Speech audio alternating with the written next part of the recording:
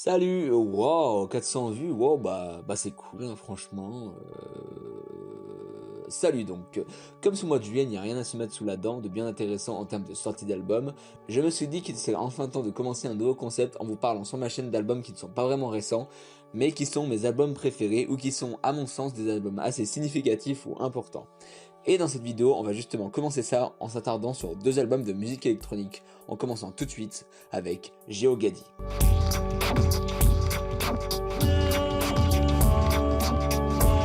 Alors GeoGaddy, c'est le deuxième album du duo écossais Boards of Canada, un duo de musique IDM qui va connaître un grand succès avec leur premier album Music Has the Right to Children.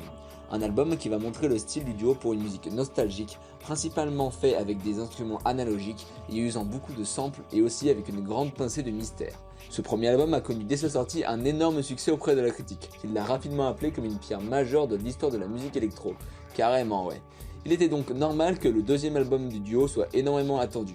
Alors, qu'en a été-il du résultat? Eh bien c'est simple.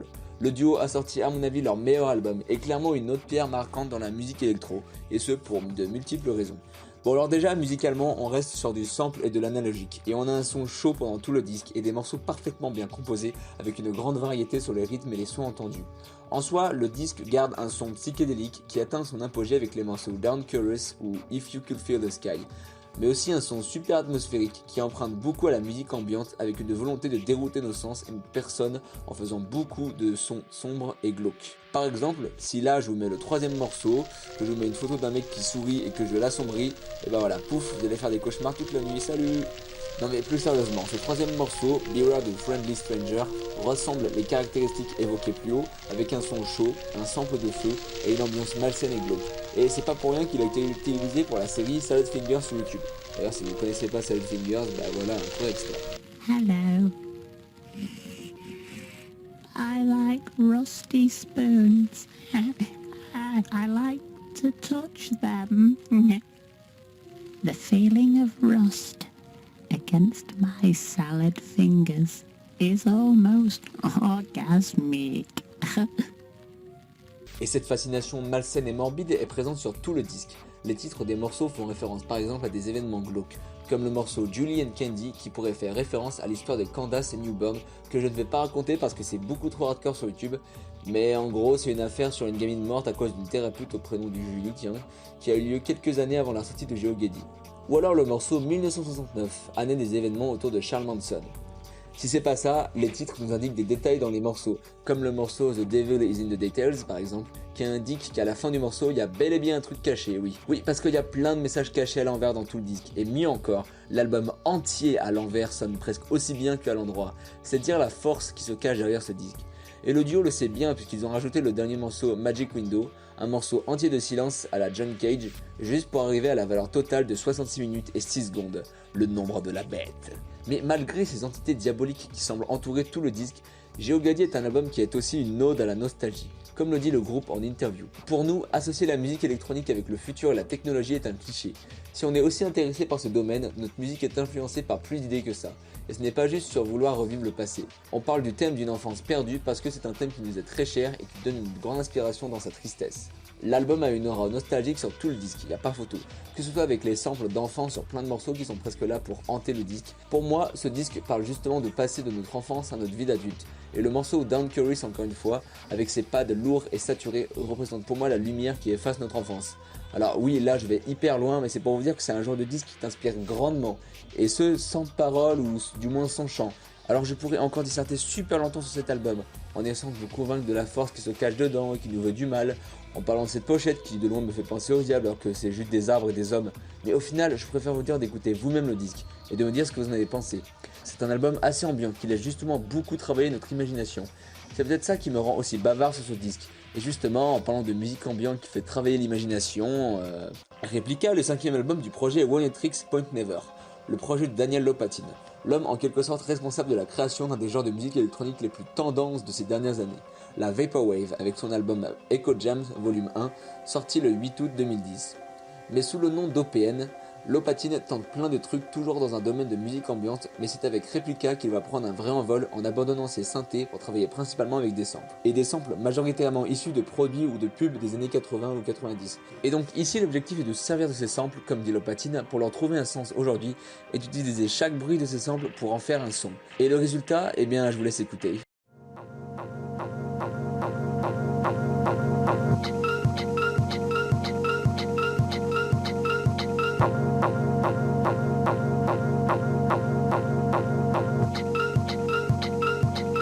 On a là une vraie bande son de rêve qui laisse comme prévu beaucoup de place à notre imaginaire et honnêtement on a là de la musique très abstraite avec quand même une promesse de musique ultra planante pour chacun des morceaux qui fait beaucoup penser à nos rêves tout simplement.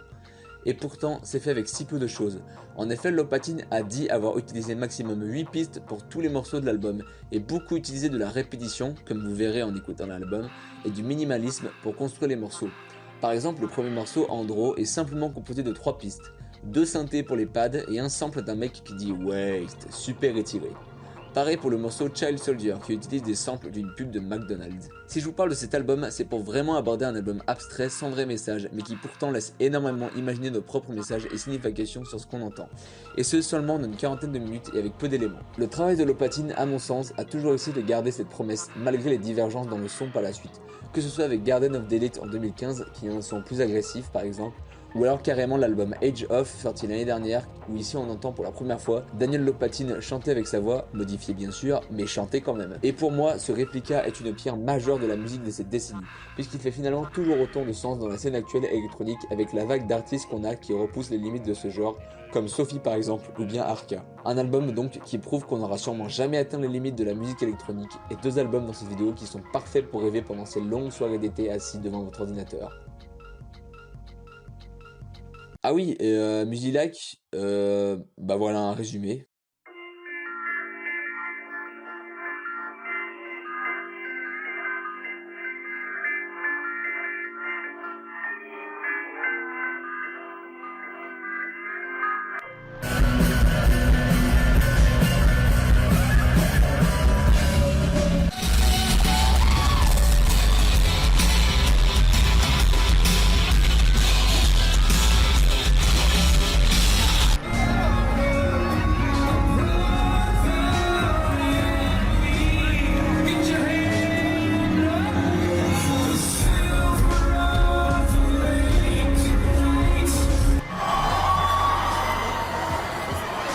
Bonsoir.